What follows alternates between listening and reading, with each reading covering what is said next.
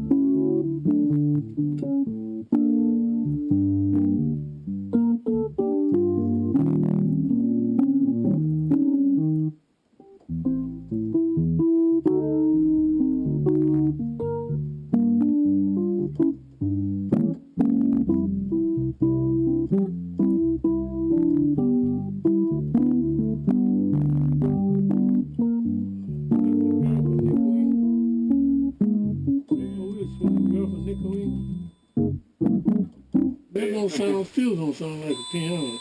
That's this. Huh? That's this playing, but if I was to put it on piano, I mean, that's my module playing. It's not it. It's piano. I'll put it on piano sound.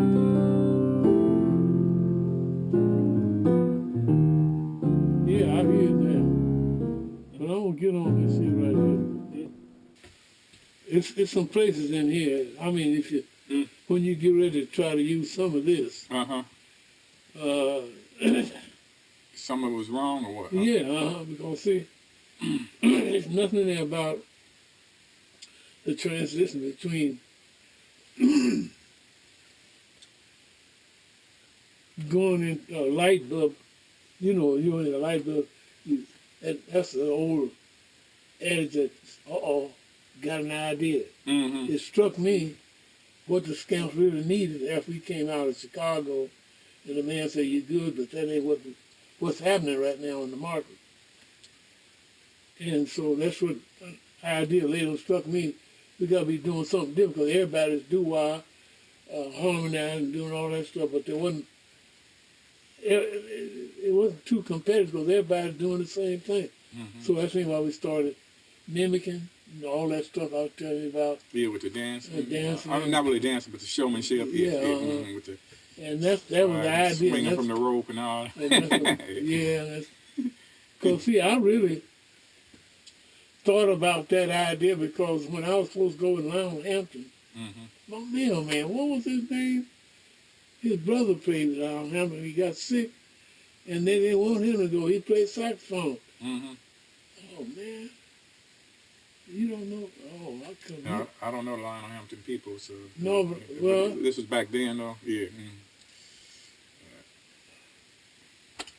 Ben Kennard, you heard that name? Yeah. Well, Ben asked me to go in his brother's place in Hampton. I was to go. But I was to take the place of some crazy guy doing a falling out on the floor. And I said, I ain't going out there and break my neck. Yeah. I didn't get, I'm being a showman naturally. But the idea later on down the line hit me. I said, that's what they want me to, well, the guy I heard fall on the floor. Yeah. And I got an idea. I said, that's where the idea really, I got to thinking about. For this, and that's not in there, you said? Well, no, that's not in there. The idea, you've seen it in cartoons in the paper, a light bulb lights up. Yeah. The guy got an idea. Yeah. Well, that's me when I said a light bulb guy. And then there's another place where Wyatt Griffin, when the fellas quit him. They fired him, you mean? Oh, he said quit him. Well, we were on a tour. And we got in Sioux City our way. We worked not no 5, not no 6 days, 7 days a week. Mm-hmm. And we was on a tour, and Wyatt got homesick. That says it in here, but it don't say nothing about. It says something about the 7 days. Mm-hmm. But when you get to that, it's a little touchy right there because Wyatt, everybody did quit him. Well, 3 of them quit. Mm-hmm. Because now and then, it looked like everybody in the Scamps has been a leader. Mm-hmm. Oh, yeah. But when it gets to the formation, like this guy Goldberg, Mm-hmm. he got a hold of me. I don't know how. We commuted with one another. He's out of New York. Uh-huh. He put all this stuff together. Yeah, I saw the Goldberg thing online and stuff, so he must have put it on a... Yeah, that's what I'm saying, yes. And so that's what, but Goldberg's, his story is kind of... Well, A lot of see, it's true. because a lot of times, it was a newspaper or magazine put out in Detroit. Mm-hmm. A magazine about us. Mm-hmm. That's not in here, but I ain't bothered with that. But it's a few little places like Wyatt, when he got homesick and came home, we working 7 days a week, didn't have no day off. Mm-hmm. So that's why he got Harold Slaughter and to come in, and he brought his wife, and the man, really, I don't remember. I don't think it was, he had to pay for no 6. It was the idea, he hired 5 scamps, not 6. Mm-hmm. And that was the reason. It wasn't the money. It wasn't that part. Mm-hmm. It was, and so that's why the fellas got upset with Wyatt getting homesick. Mm-hmm. And so they wound up having that 6th person for a second? Or Huh? did they have the 6th person, or they didn't? No, we didn't. Well, When the man, he didn't like it because we had 6 people on here. Said he didn't like paying 6 for 6 people. Well, Yeah. He hired 5. But that's when you came back here, you said? No, that was in Sioux City. Oh, in Sioux City, okay. See, when we was on every place we worked. And the 6th person was the female, or what? Or was it Yeah. the singer and stuff? Yeah, she sang. Mm-hmm. She know how to make some kind of. But that was kind of a show thing, wasn't it? Separate. They should have booked her as a separate thing, or. No, it wasn't. We didn't. Yeah. No, really, when he brought her along, she was just the way it's set up. Wyatt had her. I really don't know how she got him, but Harold Slaughter Mm-hmm. took Sonny Kennett's place Mm-hmm. or somebody else's. But anyway, when Harold brought his wife with, and she sang a few songs. Mm-hmm. To me, I don't know about him having to pay her, but he said he hired 5 scamps, Right. not 6. Yeah. I remember that. It wasn't nothing about no money. Mm-hmm. So I don't know where that comes from.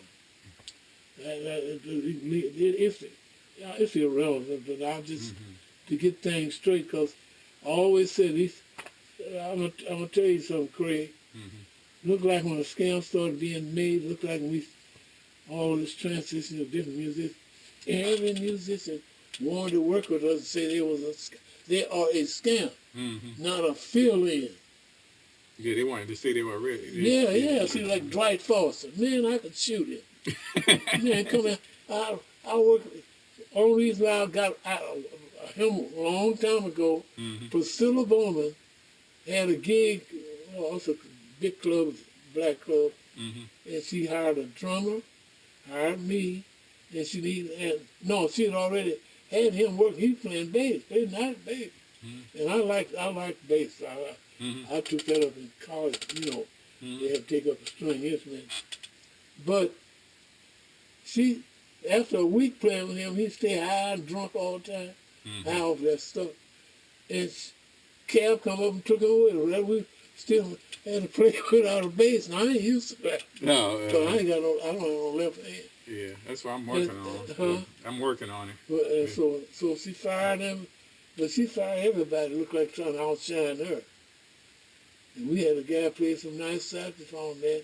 He's of the 4 tones of rhythm, but he was one of them. I can't think. Eddie Saunders' uncle. Mm-hmm. Yeah, Saunders, he played sax. She fired him. Then one time, since I was playing behind her. She trying to want me to cool it because people say, hey, let that piano player go. And she said, God, that's all right, man. It didn't matter. Because I could fuss at her. I said, look, I said, you want me to work?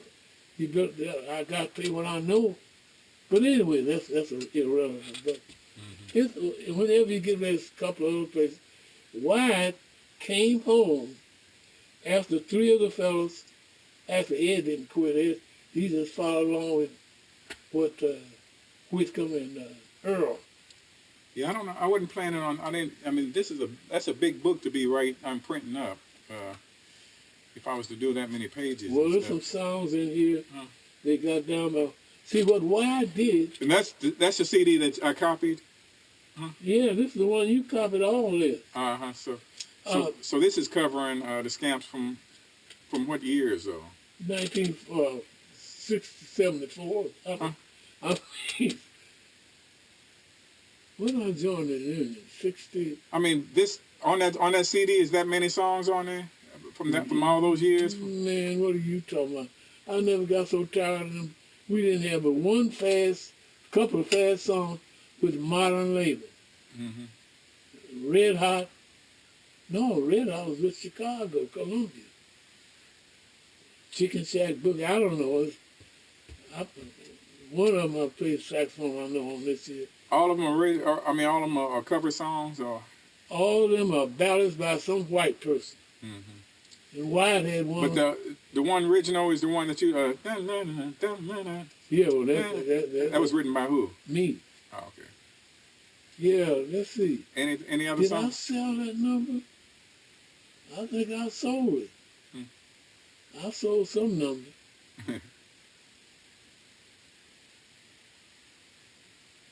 No, I sold Going Home. You sold Going Home. You sold that to who?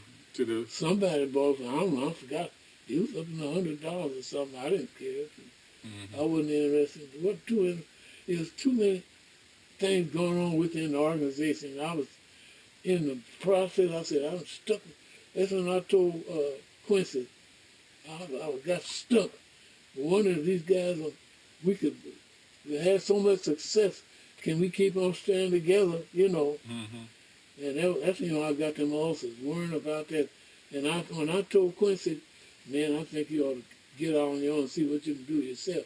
He was playing with who at the time? Who was? Lyle Hampton. And he had been with him for how many years? I don't know. Playing trumpet though, right? Playing about third trumpet, because second trumpet solos too. Yeah. But I discovered in our conversation that was his problem. He wanted to be outstanding, wanted to be out in front too. See, and so he was young though then, wasn't he? Yeah. I got as thin as I was. We the little fella. I was a little older than him though. But Wyatt came home. He got the name Five Scamps copyrighted in his name. That's what happened. And that's why down here it says the Scamps. Yeah, that's why we started.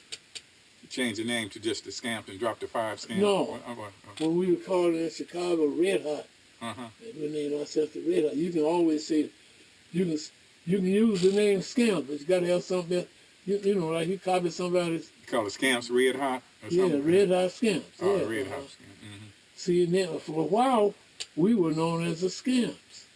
But when Wyatt came back out, and he had it copyrighted, he started using the name Five Scamps.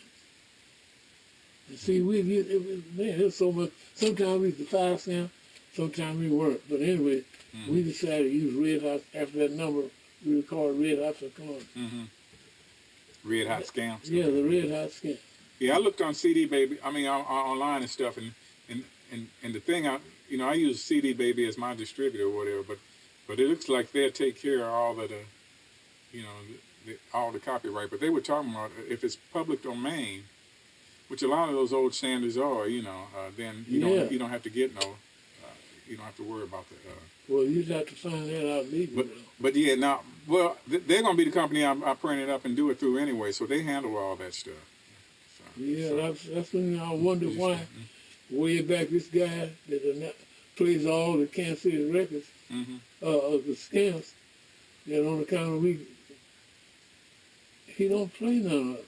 And I thought, well, he's known about us for years, but he never played any of our stuff. Chuck Haddock. You ain't you heard of him? I don't think so. On Friday night fish fry comes on from 8 to midnight. Then Saturday. But it's on 90 point something or what? Yeah, something like that. Yeah. 90 something. Whatever. Everybody here. Then on Saturday at 12 o'clock, then he announced that another thing follows him, but it goes off the air at midnight called the Kansas City Joint. And that's a big thing they have at midnight, dedicating to some famous Kansas City musician or anybody, famous black musician. And like, who's that fella? I don't like him. He's good on piano, a white fella. Plays jazz. Oh, man, what's his name? He plays piano, and then that bass player, he used to play with Sonny Kenner. Boy, I sure like the way he plays bass. Yeah, but this guy, Goldberg, he and I used to talk over the phone, and he got a lot of information. And this other guy who, Gilly, name start with a G. And another woman. I had to use Sly James. I signed something with this woman. She's going to have Scamps record some numbers, but we didn't get any royalties from it. And I wasn't even thinking. I just went on sign, just get out of sight, because this worried me. Every time I look up, lucky be having somebody coming there wanting to do something with the Scamps. And so I went and signed something. I looked at it, I said, oh, no. So I went over to Sly James when he was practicing law over on Broadway. And he said, what was I thinking about? And he got me out of that. Of course, we never did do nothing because the woman couldn't. Scamps was having a lot of eternal problems. Oh, man, we used to argue, fuss, and why? Then I quit and went with Big Bob Doherty, who was with Decca. He's out of Leavenworth. You ever heard of Big Bob Doherty? I got one of his CDs, a man from Germany. He used to commute with me, and I got his address. He sent me Bob's whole album. I didn't know he was with Decca, because when they broke off from Wyatt and I quit, Wyatt asked me to come and help Big Bob Doherty out. So I worked with him and cut records with him. And guess what? We made some sides here in Kansas City, but he went to New York and got other group backing him up on that long LP. LP. And I said, look at that. But I didn't want to get involved in no sooner, because we didn't get paid for something he did. Anyway, that's somebody else I recorded with. And I played him. Now he had. So you played what on? You play piano with him? Yeah, I played keyboard. Yeah, and Wyatt was with him then. They asked me to come and help him out. And he had a bass saxophone, baritone, tenor sax, alto, and something else. Soprano. All that 5 horns keep me from blowing. At the club, we was playing over town, 2 different places. So the people, I say, Massingale, can you play? I said, yeah, why don't you play one? So Richard Ross, you've heard him, he's been over. Richard was from Leavenworth. He wouldn't let Richard do nothing. And so we was playing in some white club on Independence Avenue. And I said, Richard, when we take off from intermission, stay up here. I want you to sit back on the drums. And I want you to shoot the couch. Well, see, the other 3 guys had gone. And so I told him, when he started hitting that, I started riffing. And the white folks got all upset and all. And Big Bob Doherty, he come laughing. And what did I do that for, man? He had to grab all them on and try to outdo me. That's what he did. Right. Fell on the floor, too. Big as he was. man, and tried to play a long time. He couldn't get up, could he? and all them horns, he wouldn't let me play none of them. Uh-huh. That's why I grabbed one of them. And it's one song I like. It's called My Mother's Eyes, about it. Yeah, you told me that. Yeah, I grabbed his alto and played it, man. I said, I'm going to play it. I got upset because You don't have no recordings of that one? I copied off. I've been trying to find that record by this black guy who played the alto. Beautiful ballad, man. No, you don't have no copies. You playing it. No. No, when I was Big Bob Darley, everything, I got every number he ever recorded. You can tell it's him. With that I recorded with him, plus he recorded. I got the disc Okay. with Decca Recording Company. You know, I didn't know that when this man from Germany sent me some chocolate. Boy, man, you can't beat that chocolate. Germany, yeah. Well, no. What's the other country next Switzerland or Sweden? One of them. to it? Might have been Swiss, yeah, chocolate, I think, is one of the ones that's supposed to be. Sweden, but he was German. I got his phone number and everything. He wanted to try to contact Big Bob Doherty. Bob had died, and I knew his son played drums. Bob Doherty II, he was his nephew. He played drums, but he worked for the government as head cook at all the restaurants. McDonald's set up, he set up all them restaurants at that time when McDonald's was accumulating itself around in the district. Yeah, I helped a lot of guys. But anyway, yeah, I was. I haven't played on that piano since you sold it to me. I don't like it. You don't like it? I scared you. No, but I just hope, because see what happened, he sent me some lyrics, and I cannot put them lyrics to no melody. I can play a melody, and then let him put the music to it. And I meant to buy some music paper.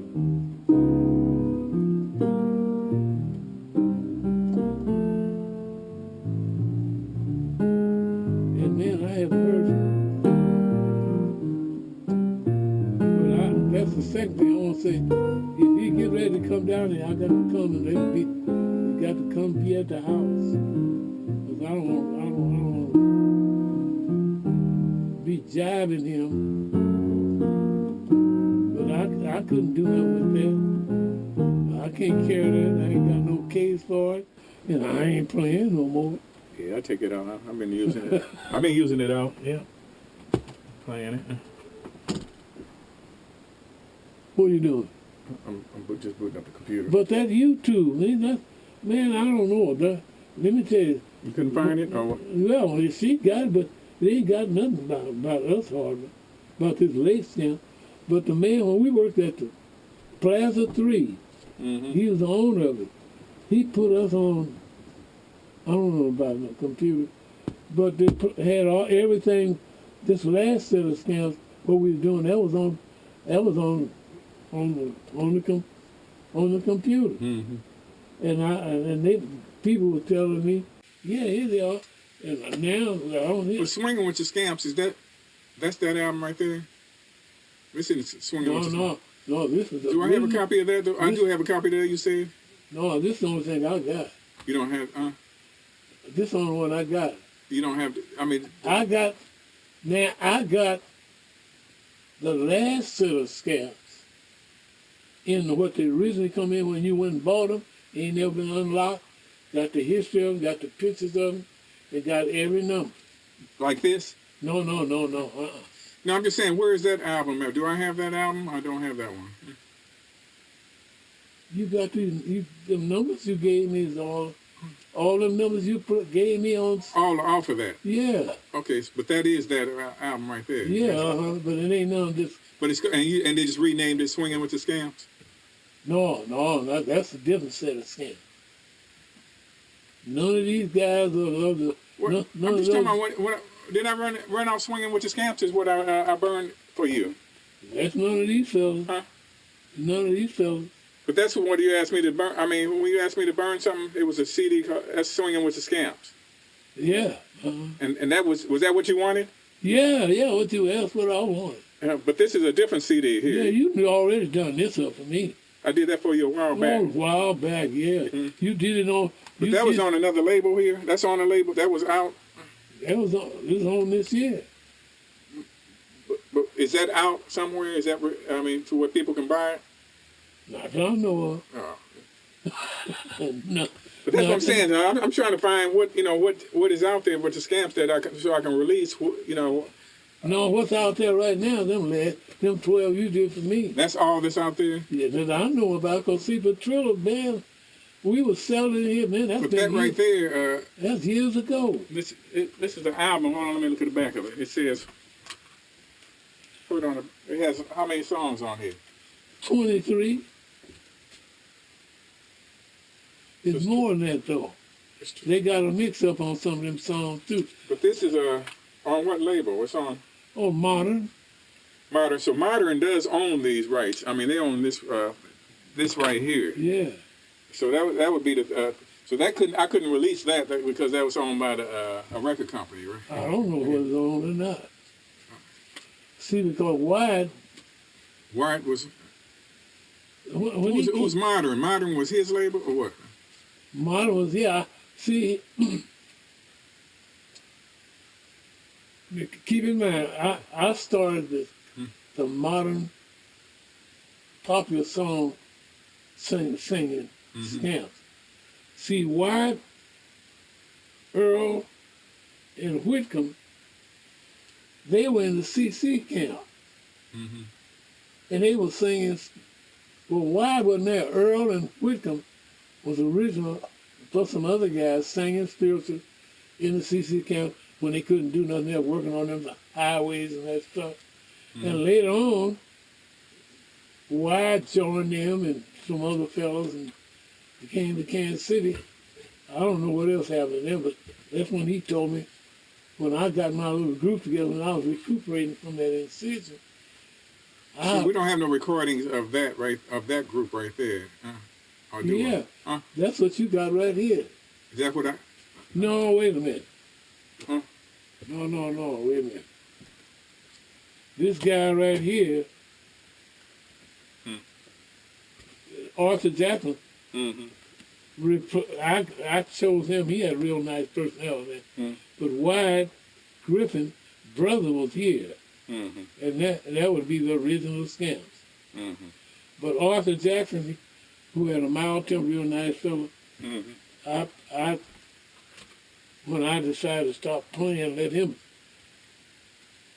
What you doing? I don't know. I mean, I was just taking a look. You see something real quick. I don't think I had. Let's see, when I had what's my? Why are you doing that? I'm telling you, every number which was a ballad, we didn't have, I don't think we had any original number recorded for Modern label. The Modern label. Unless it was red. That was y'all's label, though. That was an independent label? Or? No, that was California Modern. Oh, okay. Yeah. See, but when James C. Petrilla broke all contracts of recording companies all over the United States, that's when we stopped getting royalties. You read that in here. And so we came on back home and regrouped and found some other companies. Peacock of Houston, Texas. And okay, I got two now. Let's see. Then we got a company with Bob Doherty called Golden Crest. No, Golden Crest, that's what oh, that's the Five Scamps there. Okay, so I got. That's the original. What you see right there, that's the original Scamp. Right there. Right there. Gershman, But that's another set. We added, after Torrance. All these, that was yeah, see, Going Home by You. Yeah, see that fellow right with his name up above his head on the right? That's the one that got in the accident. So all these are the original Scamps. Yeah, here, all that's the original. Okay, and so I got 5 songs from that. Then Now, see, now one of these down here in the middle, that's Arthur Jackson. He's not of the original. On this one right here? Yeah, in the middle, the third one down. All right, third one down. Yeah, He's not on that song, really. Yeah. Gershman. No, he's on this. He's not on the original. Right. So see, I was playing saxophone then. See, but he took somebody. It's several guys he took with. See, Torrance was the one.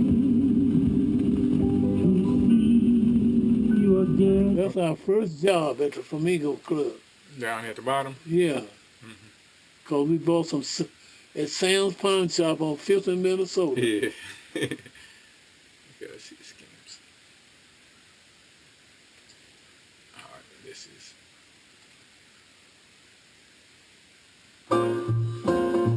And that's the next set of scams.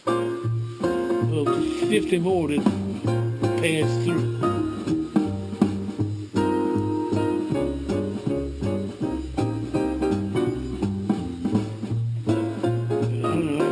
Yeah, so I don't have the names on here on this. But this is that album, isn't it? Yeah.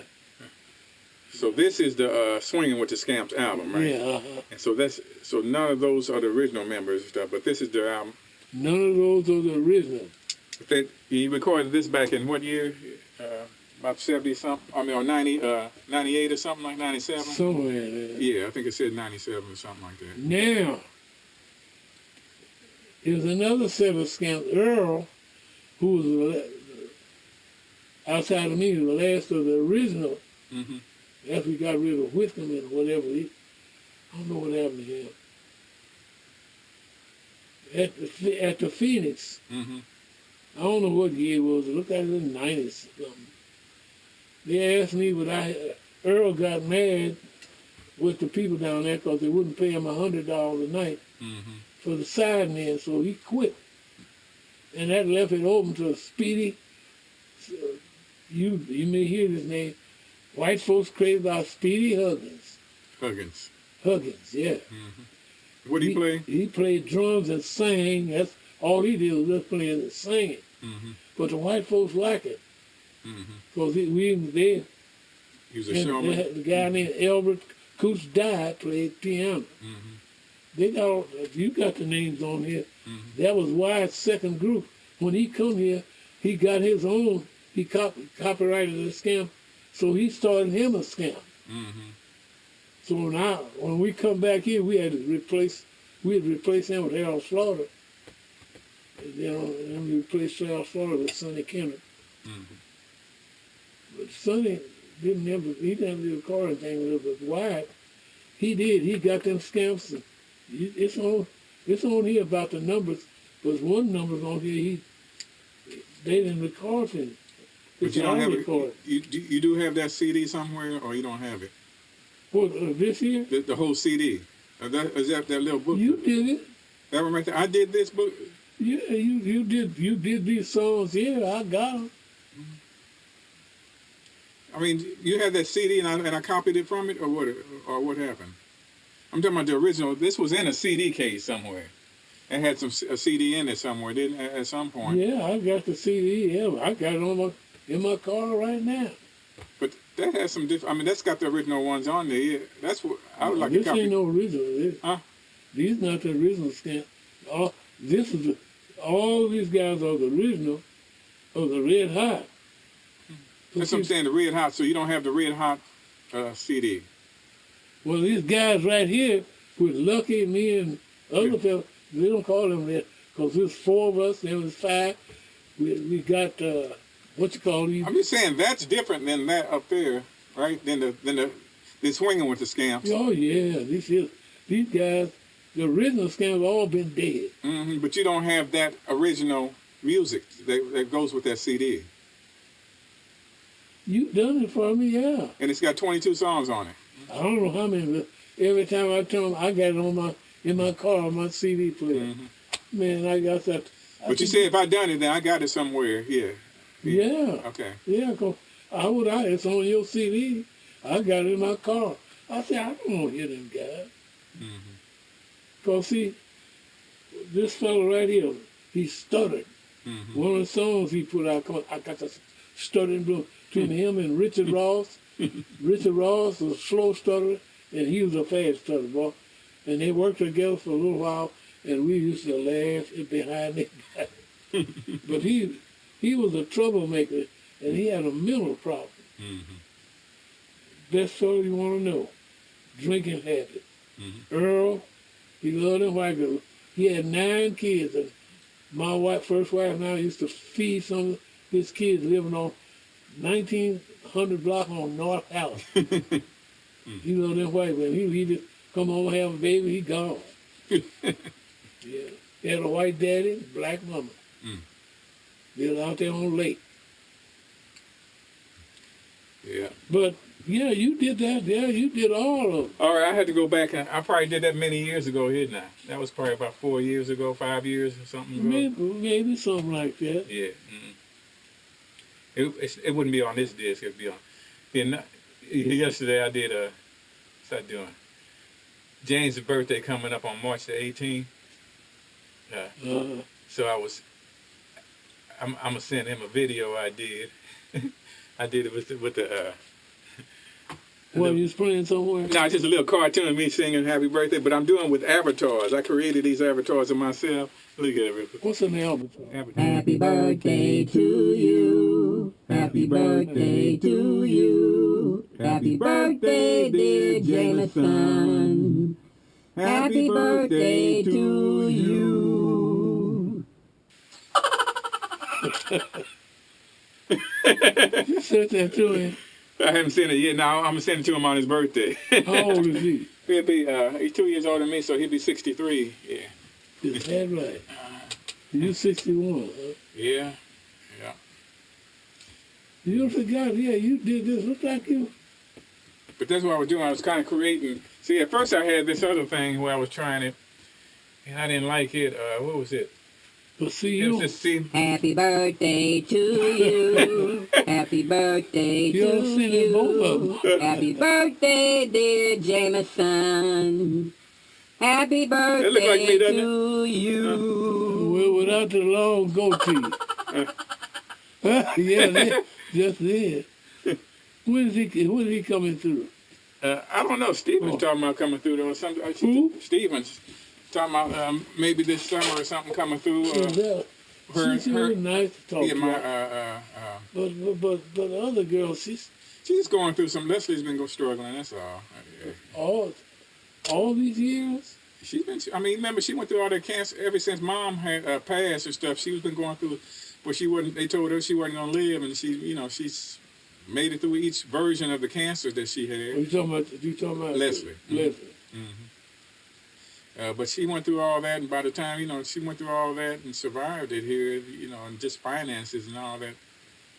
She still with her husband? Yeah. I never didn't know they were married. Never didn't know them. Yeah. And I thought when Stephen left one place, she was having a problem with her husband, and she wasn't together. But the way I talked to her last time, they're still together. I said, well, that's the best thing for you. Yeah, at this point, I think, they need to go and stick it out Oh, yeah, so they can man. have that double income, whatever little bit they're getting, and make it. I don't know how you live out in California. Yeah, my grandson was going through a fight with leukemia and stuff, so he's been fighting that for 2 years or whatever. You grandkids. I got 3 grandkids or whatever. Yeah, two been girls out and there? a boy. And stuff. You've been out there. Huh? You've been out there. Huh? No, that was from 1980 and stuff. I had a kid, and I didn't know nothing about it. none of us knew nothing about it and stuff. And then once the kid was grown, then the state tried to come after me, saying that I owed child support. Then you got exposed. Yeah. So Then your mama chastised you. no, she actually covered me for me, Well, she wound up, before she passed, she said, I'm going to take care of this for you. And she paid all the back child support for me. Yeah, right. Yeah. And she took care of me, made sure I was all right. I mean, she set me up, but I was taking care of her the whole, me and Stephen both throughout that whole, her last year or whatever. What she passed of? Kidney cancer. Kidney. Yeah, renal cancer. And her sister, my mother, had ovarian cancer. That's what Leslie had, ovarian, and then she wound up eventually, this last time, she got breast cancer. And she had both her breasts removed. And so far she's been good. Well, my wife had one breast removed. She said take them both. And man, Leslie always used to have some big old, Yeah. and so she was glad to get that off her back instead of waiting all that. Yeah. So Steven thinks about coming to buy. Okay. She said she might come and stuff. That's what her son-in-law and little Chris want to come through here. They want to see Kansas City. Want to have some barbecue and stuff. Oh Lord. And so she says, she might come through, and I'm a, because I was showing her. I've been telling her about the graphics and stuff I've been doing, and so she got a computer, and she said she'd like to do that. And I got this new program now, to where you can do fashion, so you can create clothes inside of there, so you can dress these. Well, that's YouTube. That's your stuff, wasn't it? What? Yeah. YouTube. Yeah, some of what? What Helen was telling me, looked at YouTube. I said, I don't see nothing. All on that YouTube is them old scams, them scullions. I tell you, Yeah. I look back and I said, man, how come we have some original numbers? See, Wired now used to, man, we couldn't get along, and he couldn't get along with anybody. See, after a while, when I got him playing with my group, and I told, hey, man, let's get together and sing some popular numbers. And we copied in different places. Well, so he knew some guys that sang them spirits, and we'd go out there, and that's how I had to start getting on the board and piano and try to hum this to them, because none of them, we tried to send them to school to learn how to just recite, sing, and read. Well, Whitcomb and Earl didn't, oh, God, give me a voice. I don't need to go to school. So you had all that. Earl was, oh, man, I don't want to even think about it. It used to worry me, man, because I wanted to be successful. I knew I could, and I wanted to quit. But I had a lot of problems physically. And I felt, man, that I couldn't do no hard work, hardly no work. Yeah. And the money that we started making, I thought I could see it. Yeah. But the other fellas, they just saw it every week. They didn't look down the road to try to preserve it. Right. Because we could have went with that man Carruthers, probably been in the movies or doing something. But Earl said, I ain't going to my Uncle Tom things out there called the Beulah Silver. That's where Scatman's going to take us with him. He ended up in the movies. I still look at him every now and then on TV. I see him. He's dead, but somebody's getting something. Yeah. I've been practicing a whole bunch on just on my. I've been working on, like I said, the coordination. Doing rhythm changes. That's the one thing. But also I've been doing like the handing exercises, and the handing exercises have got my fingers to where they're really to where I can.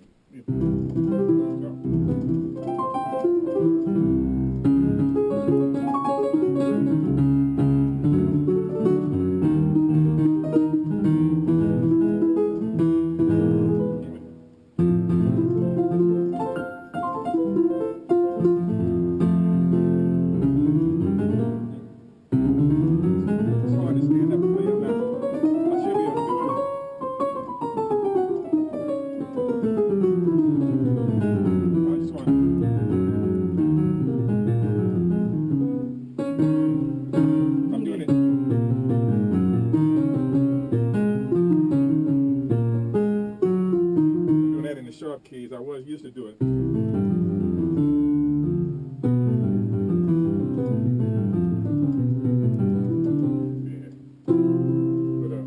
But Eddie's got me working on just that. Eddie who? Eddie Moore.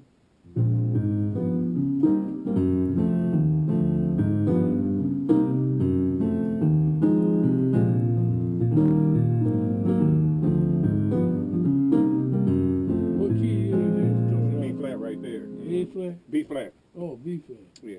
So that's just a rhythm change. He said I got to do that in every key though. But I was doing that, and I've been working on just some other things. What's that one? I've been working on this one song here. Where's the music at? Well, what I want to know, Practice. I don't know anything about this computer thing, but I'm wondering when these people copied us the 12 numbers we were playing down the Plaza 3. That man had it on the computers. And he was selling it, or what? No, he was just telling us, and then the lady who paid for our recording, she heard them on her computer. And then people were telling me, I said, let me hear it. These guys, I heard some of these guys on the computer now. Hell, I can't find none of this 12 numbers on the computer. On YouTube, Yeah, and nobody. on that other. Yeah, nobody. It's probably not out there. Nobody probably ever put it out in the world, on the digital world. That's why I said I could go ahead and do that, and go ahead and get it to where it's out there for everybody to be able to get and make some money off of it. You know. People been asking me, and I thought it was on there because I used to hear it some years ago. These 12. I mean the 12. But how do you get it on there? You have to pay for it? Huh? Yeah, I have to pay for it. That's the thing about it. To put it online.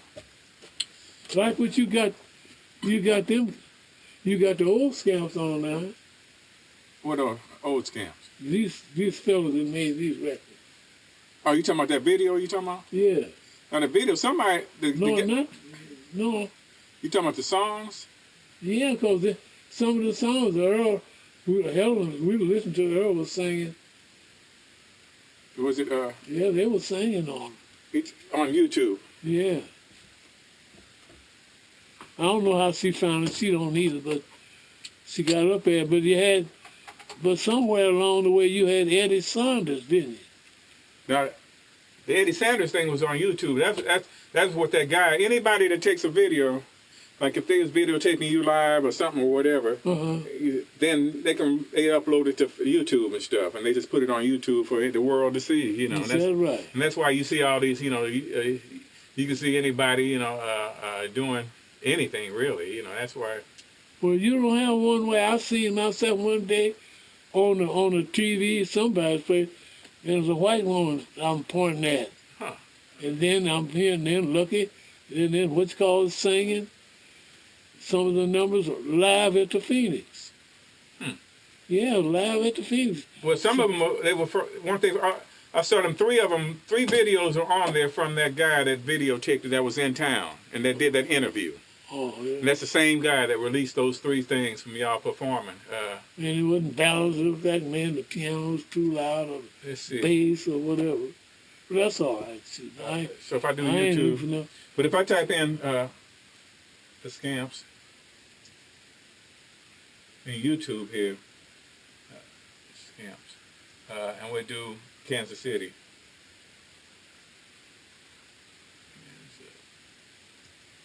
Where are you gonna get that from? Okay, so what comes up here? See that one that said Rusty Tucker dies? You know, these are some swinging with the Scamps. So this thing right here, that's a discography, but the album it says vinyl and stuff. Your collection shop. Oh, you have to pay for that, don't you?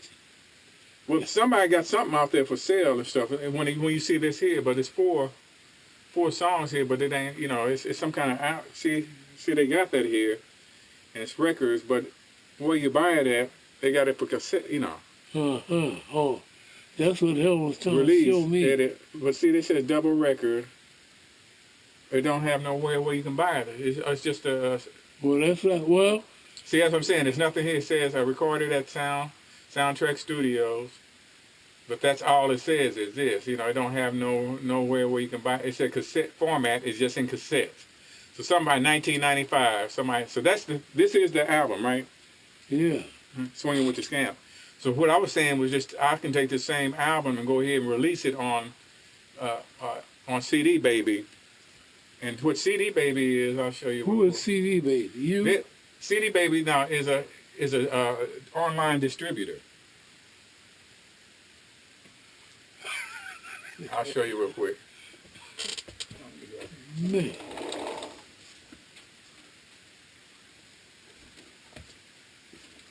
See? So what? I'm sorry. No, that's fine. So what CD Baby does is you can release a whole album or whatever through here. Well, she had a couple of places where they was distributing those songs. Where they were distributing songs? You Yeah, said? they was being sold. Yeah, Where? out in Johnson County. So I mean, Yeah, but somebody might be somewhere was they selling, but they still aren't selling it nationally. Which this is when you do this, like this is my. I'll show you my album thing here. It's under Exposed under my label ENT CWL Music, and I think it's.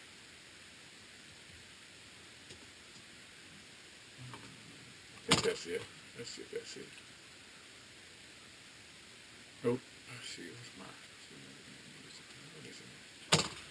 Let me see what my password is. I got up there and did drums earlier. I was getting ready to start practicing the horn. what are you up to right now with Dylan? What are you trying to do? Okay, now this is my label here. I mean, under here. See, I have these. If I look at my accounting, what's it? What's my accounting? Sales reports right here.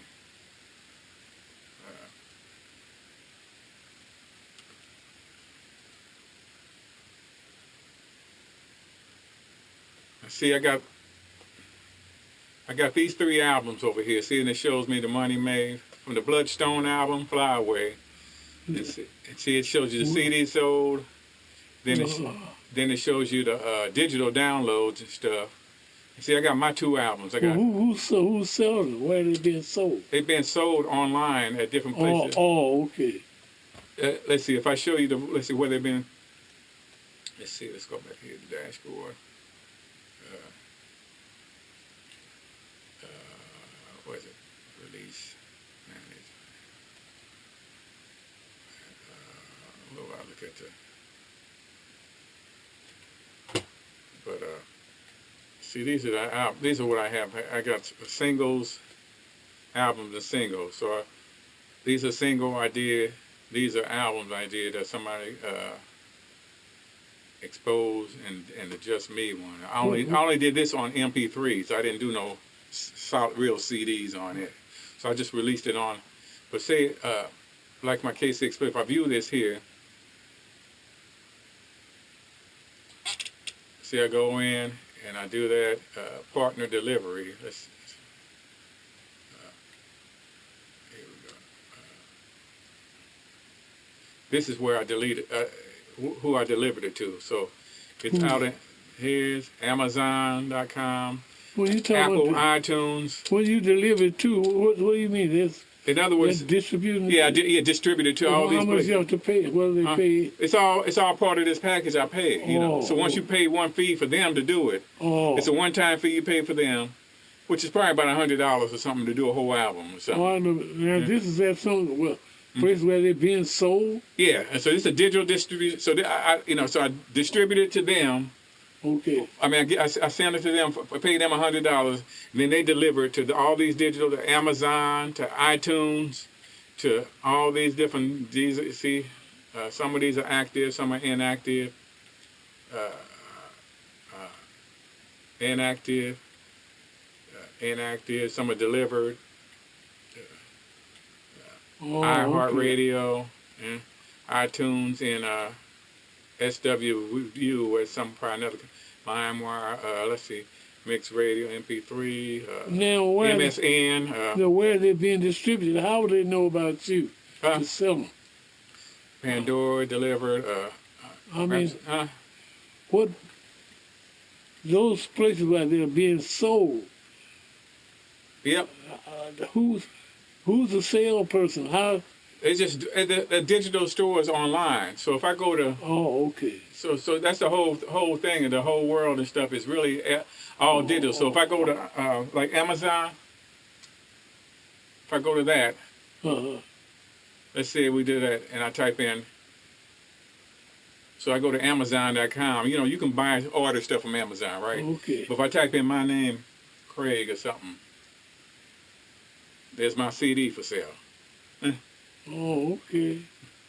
See, buy the CD. I mean, you can buy the MP3s for $8.99, or if you buy a CD audio, $6 $13 for Prime. You got So. the Bloodstone. Bloodstone, Them yeah. guys, all of them still living. Yep. I saw that on the TV. Them So old see, fellas. somebody got one of my used for $40 here for my CD. Because it's a collector's now. Somebody got it. It's just me. I mean, see, it's 99 cents. Oh, yeah, for one song and stuff. See, so each one of these songs on that album is all individually 99 cents. So that's what it would be on. So if I type in the Scamps, I don't know if anything will show up here, but let's look. Oh man, you talking about them old scullions? No, let's see if anybody's got anything out your stuff. See, it ain't nothing here. No, because nobody know nothing about them fellas. Yep. So if I distribute it, now it'll show up on here. It'll be for sale the same way like mine are. You understand now? Yes. And what happens is with this, because of my CD baby, where's my CD baby at? Oh, right here. Man, you put that on that Scamps with Eddie Saunders, didn't you? No, I didn't put that on. Oh, you didn't? But as I go back here, see the sales reports. Sales report. Counting. If I go in here to pay, to the, like CDs, digital sales. Let me just go into that real quick and just show you.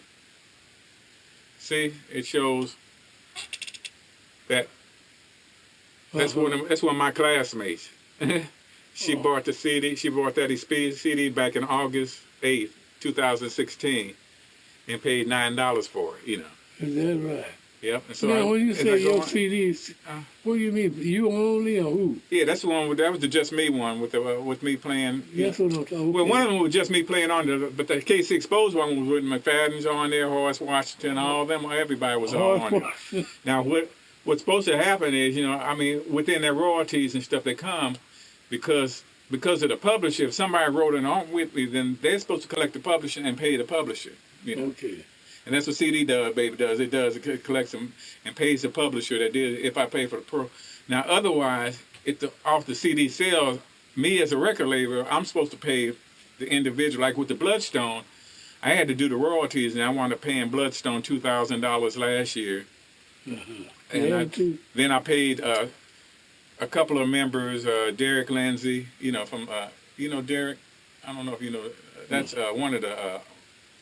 Horace or somebody it's one of the Lindsay's sons or whatever. But he co-wrote a song with me on the album, and so I wound up paying him like $40 something off of it and stuff. So he got a little royalty check, and so I just keep track of that kind of stuff. But see, that's the digital sales, and then you go into some of these other licenses and things. Like if they license it to a movie thing, then it becomes a whole nother thing. But see, Fly Away. This made $700 right here, $795. But you see, that's when it played, it streamed on Pandora. Was that on? Pandora's online and stuff. But as I go down here, it's like number 6, I'll show you. See, that's in Europe, iTunes, Apple in Europe. iTunes in Israel. So it's being sold in Israel. So in Israel, it made 0.008 cents. So not even almost a penny it made. Europe, Israel, Apple, Israel. See, so the stuff is selling all across the world and stuff. Exactly. And that's what this does. And that's what, once I release it, then it's going to be all over the world. It'll be in China, Africa, Israel, Australia, everywhere and stuff. And then it would just show up in my records like here, And so if anybody ever came at me, about some money was owed, I would have records of it and be able to show that it cost me $100 or it cost me so and so, to press it up, and it made $5, so there ain't no money for you, Now if it made if it made $500,000, then I'll say okay. Have you ever did any work for any white musicians? As far as what? Like this, you talking about what? Like what you getting? Well, you got all them people. You getting? Are you talking about on somebody's records or whatever? Yeah. Well, I mean, what are you being paid for here? Them monies that paid to you. What service I'm supposed to be charging as a label. That's why the label, you're supposed to be charging a percentage of it. Yeah. In order to collect. But I haven't been doing. I've been just paying people. I didn't even recoup them. In other words, to do that Bloodstone record, Yeah. it cost me about $3,000 out of my pocket. Okay. I think I've only taken back $500 off of that, But I paid everybody else and stuff. But as a record label, I'm supposed to take all of my money back before they get any money. I'm supposed But to. you didn't do that. I don't. No, because I want them to see some. I wanted them to see something while they still were alive, and and I'm like, it's all right. They're still doing something. They're still gigging in Vegas and doing other things. But the thing is, once they die, this money's still gonna be coming to me. Okay. And it's gonna keep, and what I'll do is probably tell my son and stuff, here's my account information. I'll leave that in my will or something. You can just keep on collecting the money from the royalties, after I go and stuff, Which is probably the way to do it, right? In that way. And then all he has to do is just go into my account here and go into the administration and just change the account, rather than paying my bank, switch it over to his bank, so that the money goes directly in his bank. But I got my thing set up here. See on the payment info, I got it set up to pay directly to my bank account once it reaches $1,000 or something. Otherwise, it just sits there with them and stuff. You don't draw no interest. It's not drawing no interest, but the thing is, I don't want to have to be paying taxes and account and all that until I have to. Yeah. That's right. Then once I get, so I want a lump sum so I can go ahead and pay everybody out. Okay. And then write out some 1099 so I can, that I paid y'all, and then write that off on my taxes that I didn't get that whole money myself. When did you figure all this out? Years ago? I've just been figuring it out, because it's been making me do it. I've been slowly doing it, but I did the first release in 2004, I mean. So when I did it the first time, I didn't set it up, but everybody on that record told me, don't worry about it, just, don't worry about paying us. Just go ahead and figure out what you're going to do and stuff, So That's what they did? Yeah. Mm-hmm. But you went on and paid them? I haven't paid them because it didn't never make no money. That record it never sold because I didn't.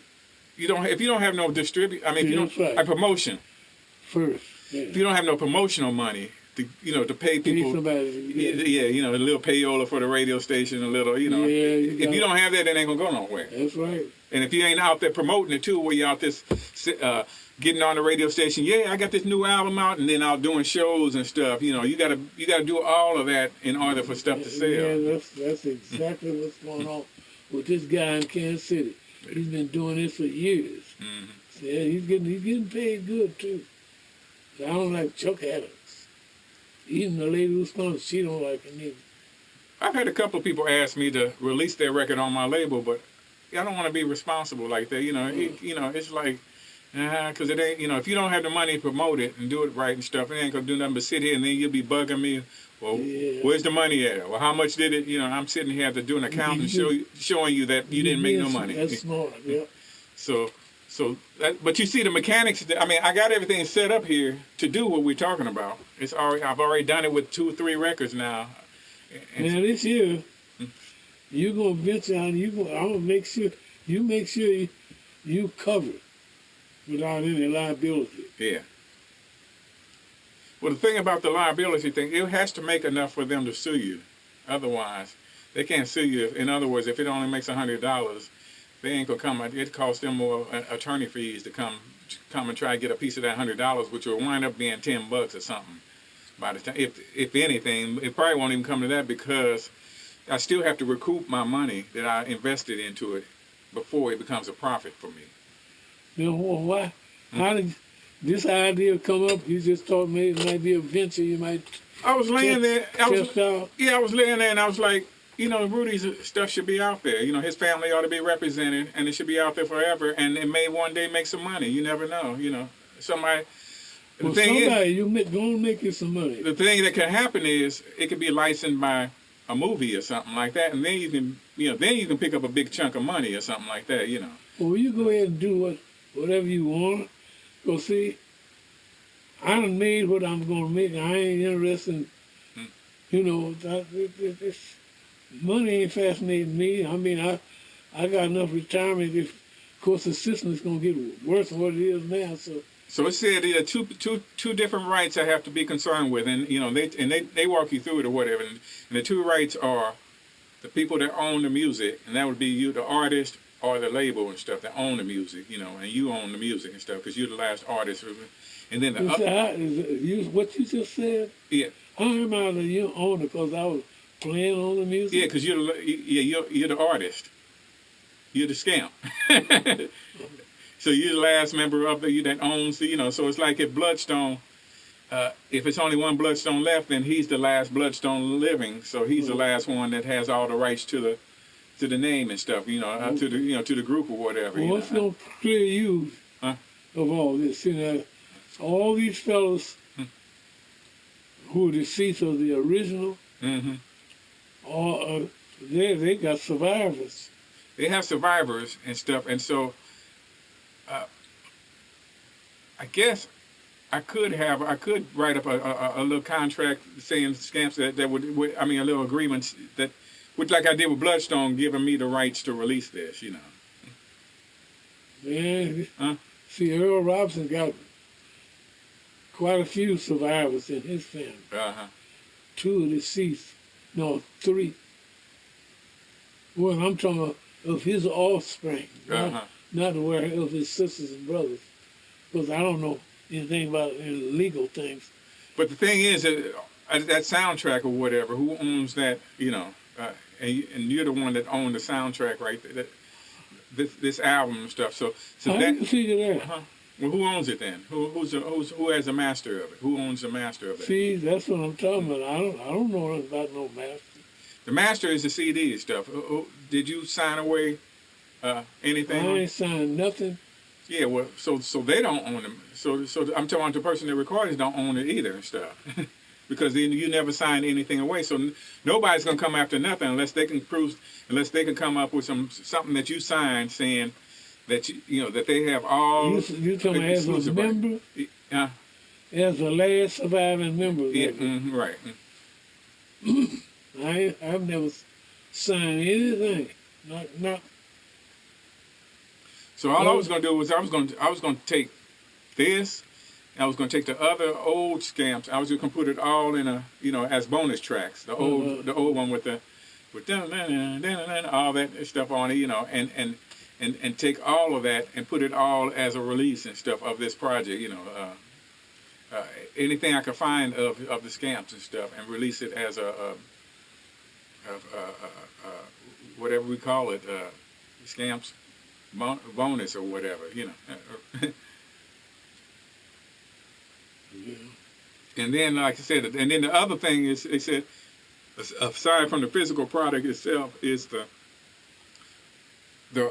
mechanical rights of the song, which is owned by the publisher of the song. And if the publisher is up to date or whatever, then they'll go out and they get the rights to do that, and that means they collect their royalties off the top of the sales. In other words, if they would get their money right off the top of it. The sale, and then it would go directly through them. Through the distributor would take care of that. Well, I don't know anything about the legal part, but I just want you to make sure for yourself that you're in a legal. What you going up planning to perform, you have the legal rights, and you're clear to do that. Yeah. Huh? But I will be. Yeah, I'm covered. But. Like I said, I've been doing this long enough, and I've been through enough watching my friends go through legal things. And sometimes where people, the only reason they're gonna sue you is it's enough money to be sued over. That's right. And so a lot of times, what attorneys will tell you is, go ahead and do it, and just make sure you got enough money aside. If it, in other words, if it does real well, make sure you put up enough money aside to pay the. Because otherwise, to not do it, nobody gets nothing. That's right. But if you do it and then they're gonna sue you, they can go ahead and go through whatever the thing, and then you show the paperwork, say, okay, well, how much you gotta pay? Yeah, how much I gotta pay you or something. I did this, I went through this expense and so on. So Rudy, so I gotta recoup my expense, and aside from that is profit. How much is entitled to profits, and then it would be all the survivor members if they were trying to come after you, and then you're talking about $10,000, and they trying to split it. See, I'm looking at any of them 4 or 5 ways and stuff, because each member would be, if they're gonna come after you that way, would be required. It's like with Bloodstone. I paid Bloodstone the money, but Charles Love died. Okay.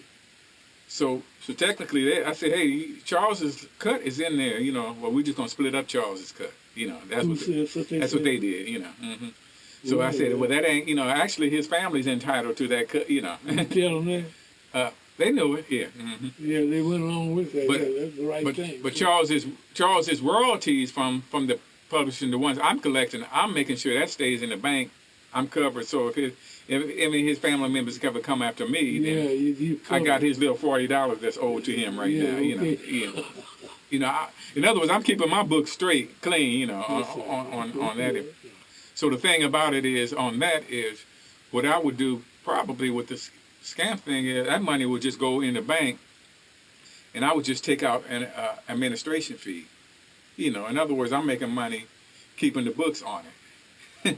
And then I could take your cut out if I wanted to, because you would be, I either could take your money out and pay myself, or I could take it out and pay Michelle, either or, Well, I'm thinking about, I was thinking about Evelyn, the girl who on this last 12, she's the one put all. Now that is questionable whether she's owed some money on it. And the thing is, I might would talk with her. I might would need to talk with her. I'll give you her phone number. She's nice to talk. And tell her. She works for an insurance company, but she's crippled and she still drives, but she lives out in the plaza, one of those apartments out there. And I just, so if you can leave me her number and stuff, then I'll contact her and just tell her what I'm planning on doing is taking that CD and releasing it worldwide and stuff. And she liked that, boy. And I said, Rudy was excited about me doing. You can call and talk to him about it. Yeah.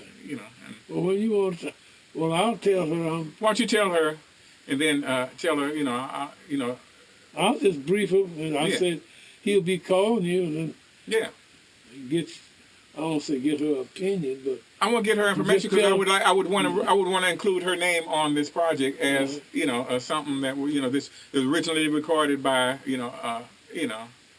at so and so by her, and that way she gets credit on there, I don't know if she probably wouldn't want to know, but she's a nice person. Well, if she does, she was fooling around with a married man. See, what's called married to a white girl.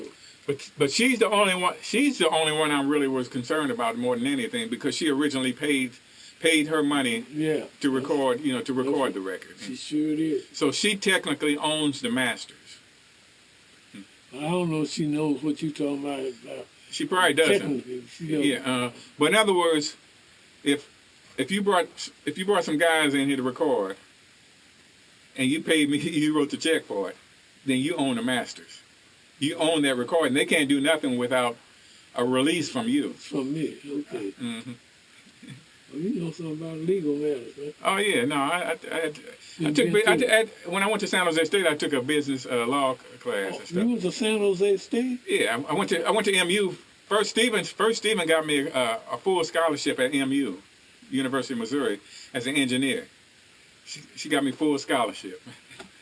I went there. Didn't go? I went there and stuff, but I wound up smoking some weed and skipping class, and then the police wound up busting.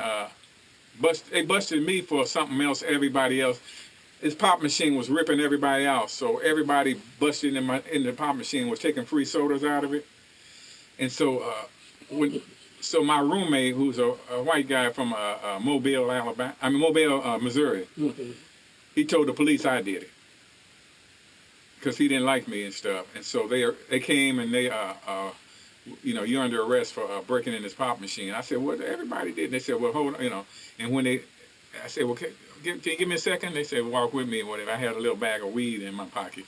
Oh, this is in Boonville, Missouri. I mean, in Columbia, Missouri, in 1975 or whatever. So they didn't hang you up, did they? I said, yeah. Now they put me in jail for 5 days without, I was in there with like 5 other people and stuff, and the beds didn't have no cushions on them. How'd you get out? Who paid for you to get out? Stephen. I called. I didn't want mom to find out. Oh, man. So I think I called Leslie, Stevie, whatever, and and they got me an attorney. They got me an attorney over in Missouri, over in Kansas City, Missouri, and so I think it cost $1,000. They went ahead and did it, but I went to court and they told me, they said if you drop out of school and leave Columbia, Missouri, and never come back and stuff, we'll drop all the charges. No kidding, that tragedy. So I had to drop out of school. I came back to Kansas City, and in 75. Where in Columbia? Columbia, Missouri, MU, Missouri. MU, I used to play down there all the time. So then, that's a whiskey. So then Stephen moved to, in 75, no, it was 75, 76 or something, where she moved from New York to San Jose. And so she asked me she said if I come move with her and just kind of keep an eye on her kids and stuff for her, then I can stay with her. You went out there? So that's what I did. Yeah, I moved out. I mean, first I moved her out there, and then me and my friend Russell went out and we stayed there and stuff. And so I see. I ain't know nothing. So then I got into University of Missouri. At San Jose State University. And your grandmother was still living, wasn't she? Yeah. And she was here and stuff, and we stayed there.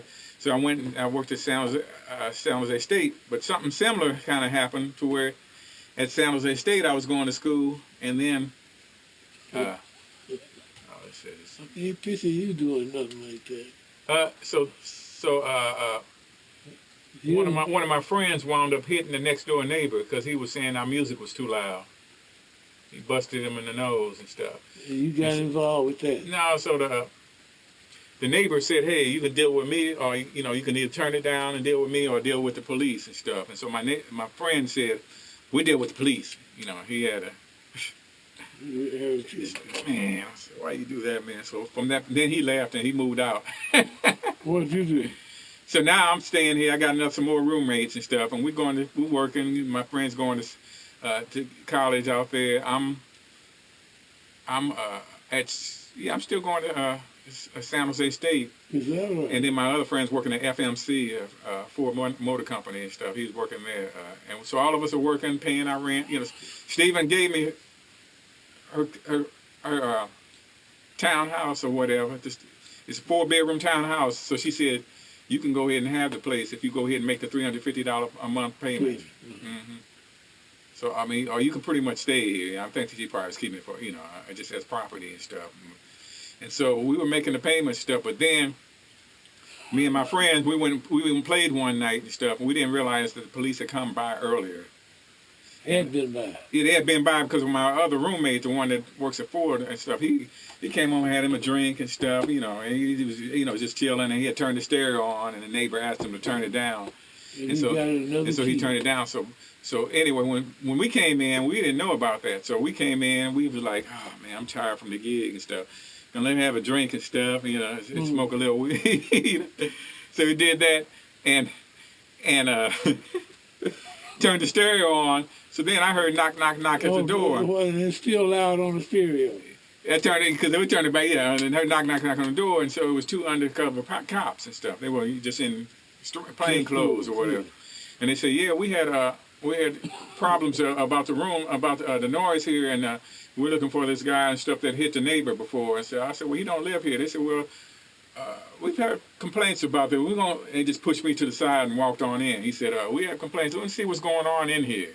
And so the 2 cops walked on in and stuff, and they looked around, and my friend Skip was sitting there. He was just, he just kind of, had his T-shirt on. He had no weed, but there was roaches laying around, And so he said, something? But they didn't have no warrant or nothing, He said, we could arrest this house for these roaches right here. In fact, we placed this whole house. Is that what they called it too? Yeah, they said, in fact, we placed this whole house under arrest. And so we were like, oh, man. And so Skip's old lady was asleep in the back bedroom. My other friend that goes to Union College, he was upstairs laying down asleep and stuff because he had finished from the gig. And me and Skip were the only ones in the front room having a drink, And so they handcuffed us, sitting there, and Skip sitting here, he's half drunk, and he's about 6'4", 200, yeah. And so they went in with his old lady, opened up the door, and grabbed her, and she didn't know who this was, and so she got to screaming, ah, who's this? You know, a white man grabbing her or whatever. And so Skip was like, hey, what's going on? You know, and the cop just kicked him in the face and knocked him down. Is that right? And so Skip fell back, and he's like, oh, and stuff. And then Skip got up. He picked the cop up with his head and just slung him over across the room and stuff, you know. Is that right? And then another cop came in, and they kicked him and then threw him down or whatever. He ain't got no shoes on, no shirt, and, you know. And so I stood up, and he said, oh, they said, you want some? I said, no. So I sat back down, and then they went ahead and they drugged Skip out by his feet and stuff, and they grabbed her. Was 3 policemen there? Yeah, and they grabbed her by the neck and choked her and stuff, and it was raining outside, so What they... you said, her? Huh?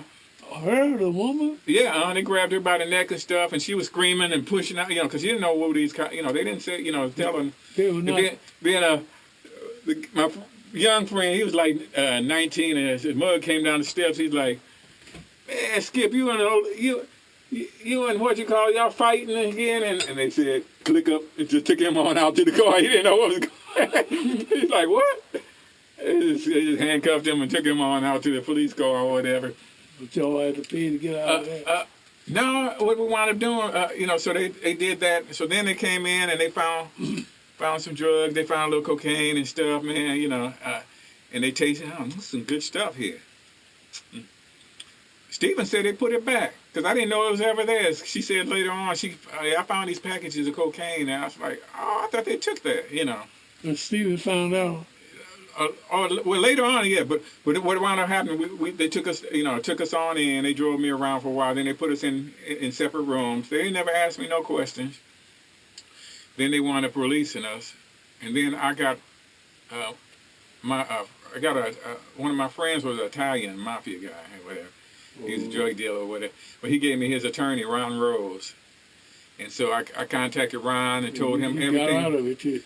Ron, he researched everything. We had pictures of where, you know, she was all bruises and his script was all beat up and stuff. So it was a Rodney King back, you know, before Rodney King and stuff. Okay. And so they said, Ron said, we got a good suit, you know, you'll win this suit and stuff. But the thing is, because you do music, you're in these clubs, the way your lifestyle, you're around these drug folks or whatever, you won't be safe in this area no more, you know. Because they're going to, you will get set up and you won't be able to. Picking on yeah, So he said, they've already approached me saying that if you drop the charges against them, we'll drop the charges against you and everything will just be washed away. Wherever you live in San Jose? San Jose, Not in your sister's place. Yes, and see, that's what happened. They kind of tore her place up, you know. So when Stephen came and saw the place, she's like, oh, no, everybody out now. You got to move.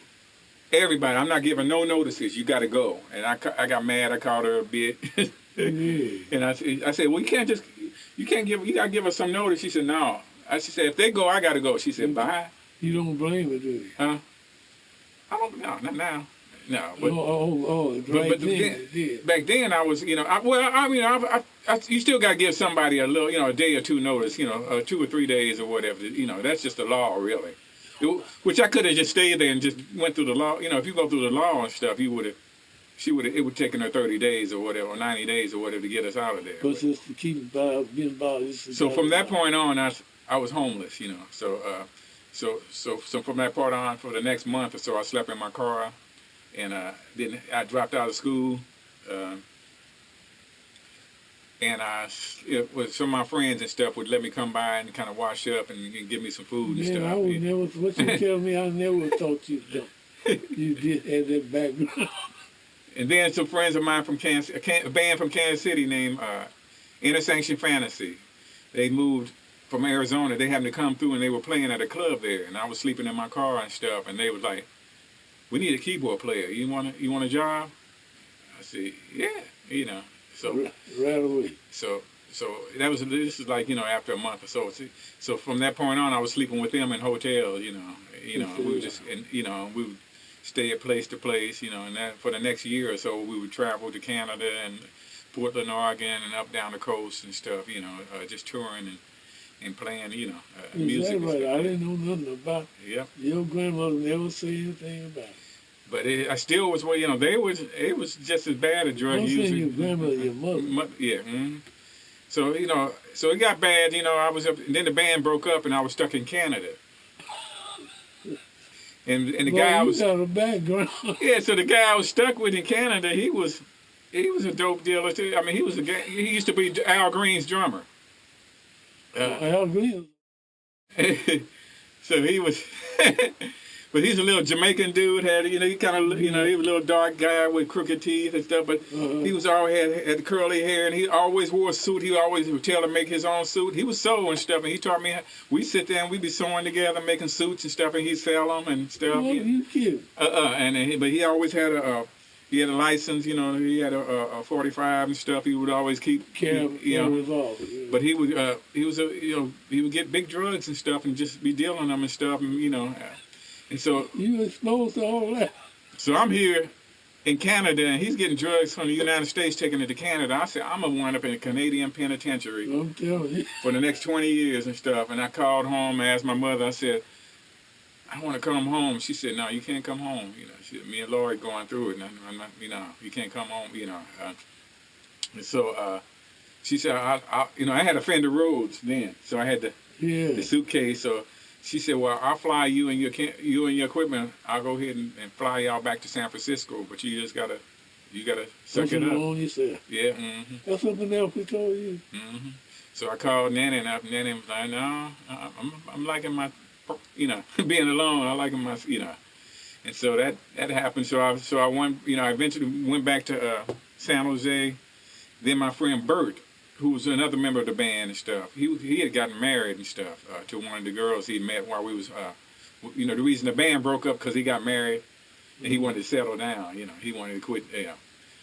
And so, the band had been together for 10 years, so they were tight. We were all tight and stuff, and we were just so him and his wife took me in and let me stay with them. Boy, you got a background. I would never thought. So that went, for a while and stuff. And then eventually that, kind of wore off. So I went and stayed with this other guy named, he's from St. Louis, a trumpet player. He played, if you remember Papa Was a Rolling Stone by the Temptation. Papa was a Rolling Stone. No. Dun, dun, dun, dun. Yeah, they had a beat there. Yeah, yeah. If I played it for you, he was the trumpet player that played on that. And so, but he used to shoot up cocaine. Let's see if it's in here. Papa was.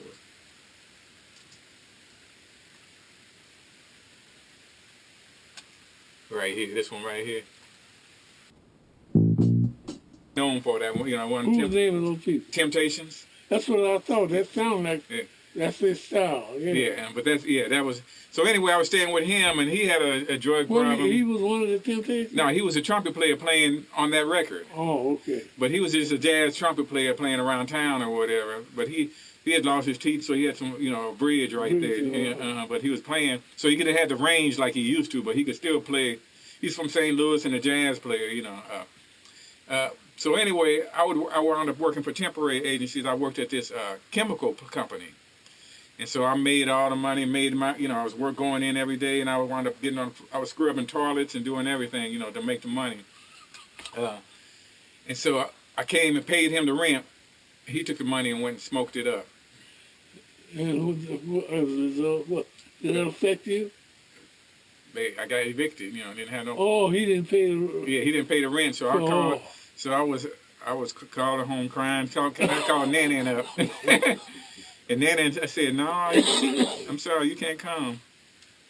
Because I knew Mom wasn't going to let me come. Boy, they sure kept it hid about you. Yeah, and so, no, you can't come and stuff. I said, all right. So then Bert separated from the other guy and stuff. He separated from his old lady, and he got a job in Sacramento. And so he said, well, I'm getting ready to go work in Sacramento. You can come stay with me and stuff. And he said, what you can do is, however long you stay with me, I just want you to practice, and that's all, and exercise, practice, and then just do, that's all I want you to do and stuff is while you staying there. I'll go ahead and work and stuff. Boy, that was the best advice for you. Yeah, but at that time, I had to clap from this chick, and so from this chick I messed with. And so, Boy, so as soon as I got to there, you know, I was like, man, you know, I've heard, you know. And so I went down to the clinic, and they shot me up with penicillin or whatever, you know. And so I'm practicing every day, and all we eating are potatoes, macaroni and cheese, rice, Craig music. and Kool-Aid and stuff like that. You know, that's all we eating every day and stuff, you know. So this happened for the next 3 months and whatever. But by that 3 months and stuff, man, I still was having problems. I'm like, man, you know, I don't know if, you know, if this ain't cleared up or something, man.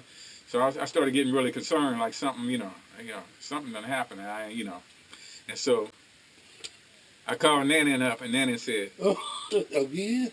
Yeah, and she said, "Come on," you know. She did. So this is toward the end of the year. What year was it? This is 1981. Yeah.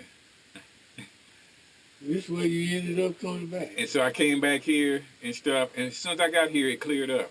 Everything cleared up, you know, and I got it back healthy and stuff, and that's when I wound up playing with, was it Bishop Cunningham? Bishop? Yeah. He played alto sax? Yeah, so I wound up playing with him, and then Norman Brown and stuff, and this other girl, Cynthia Warren and stuff, so they kind of started to, I started playing around town with them, and then I started playing, this is all in the early 80s and stuff with Marvin Hollenshed down at Pippin's over in Marvin. Yeah. Mm-hmm. And so from that point on and stuff, you know, because I had practiced, my chops was up. So I was really up on the keyboard playing, you know, and I was playing that, and I had my synthesizer and stuff, man. So, you know, so everybody was liking what I was doing. So I was the hot keyboard player that was new in town, you know. I know. See, the reason my cousin didn't know because we was working too. Mm-hmm. See, we don't hear nothing about nobody and you got to worry about them scullions all the time because it's just... My mother didn't know half the stuff was going on. She knew... Oh, yeah, but she maybe had an idea. Yeah, she had an idea stuff was going on, but, you know, even through high school, I was doing all kind of stuff that, you know, I would never believe it. Yeah, But all the way up till when I got married in 80, what was it? It had to have been 88 or something like that. Here in California. 88 here in Kansas City and stuff. But that's why I moved my wife from California to here, and stuff, you know. And then I said, I can't live with you without being married and stuff because I want to respect my grandmother and mother and them or whatever, you know.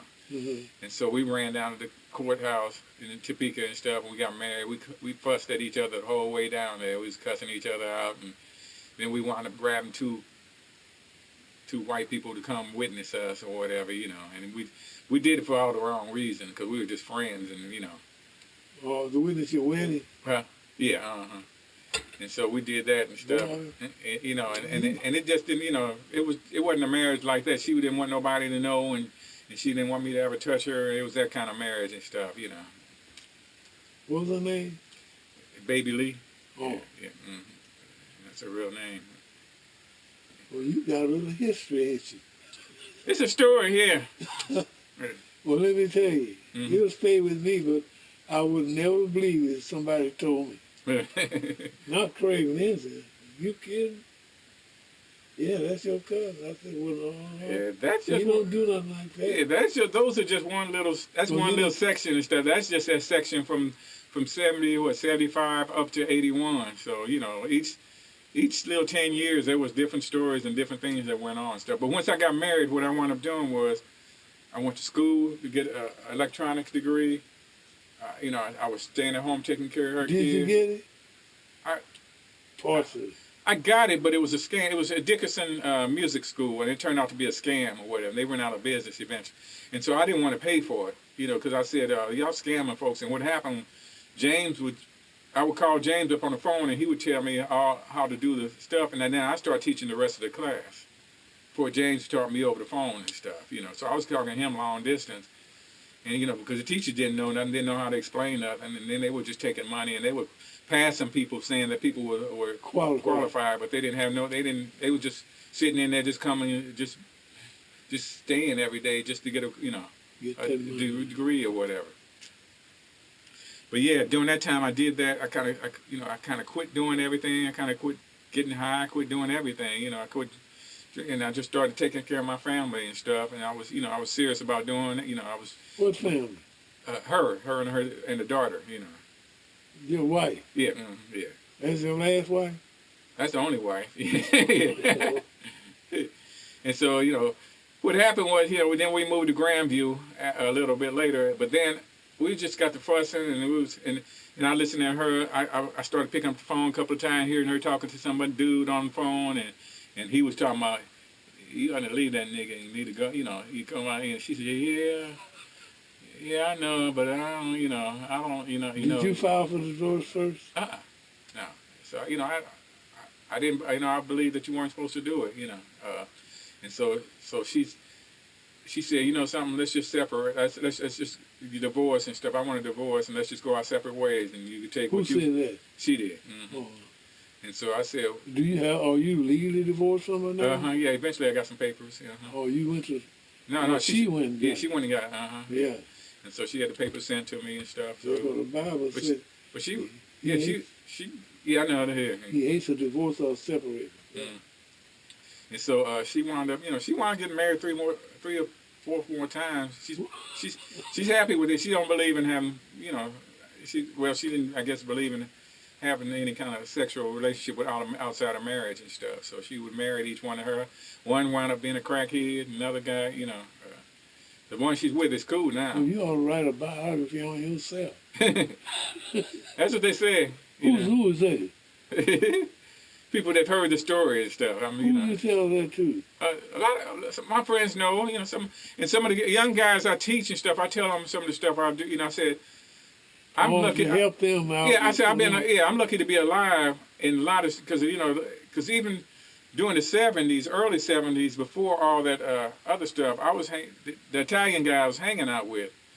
We was all around all kind of drugs and stuff, and the guys pulling guns out on us and all. It's like any of those times I could have been dead. And some of the one time I took some drugs and stuff, and I was so high and stuff. I was walking like this, and then I got ready to step out into traffic and stuff. And right when I did that, my friend grabbed and threw me on the ground and stuff. Otherwise, no, this is another friend. And Black stuff. friend. Yeah. Mm-hmm. But I could have easily. How long you been away from everything like that? That type of environment. Since before I came. Let's see. That environment wasn't around me anymore after California. 20 years ago or 15? Well, I moved back to California in '91, and so I wasn't around it then anymore.